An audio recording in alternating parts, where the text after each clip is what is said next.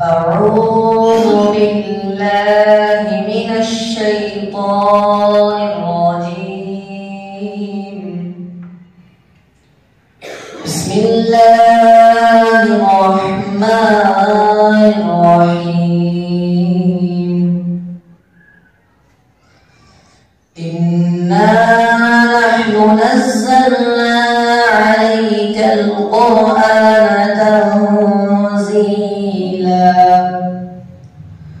فاصبر لحكم ربك ولا تطع منهم آثما أو كفورا واذكر اسم ربك بكرة وأصيلا ومن الليل فاسجد له وسبحه ليلا طويلا. إن هؤلاء يحبون العاجلة ويذرون وراءهم يوما ثقيلا. نحن خلقناهم وشددنا أسرهم وإذا شئنا بدلنا أمثالهم تبديلا.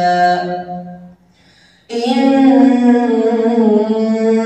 هذه تذكرة فمن شاء اتخذ إلى ربه سبيلا. وما تشاءون إلا أن يشاء الله. إن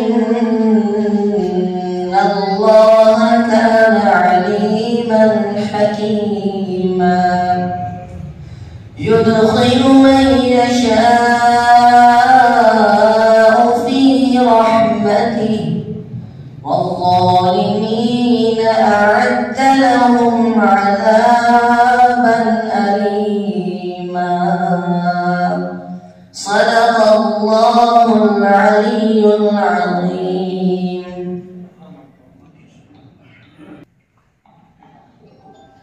मोहतरम हज़रात,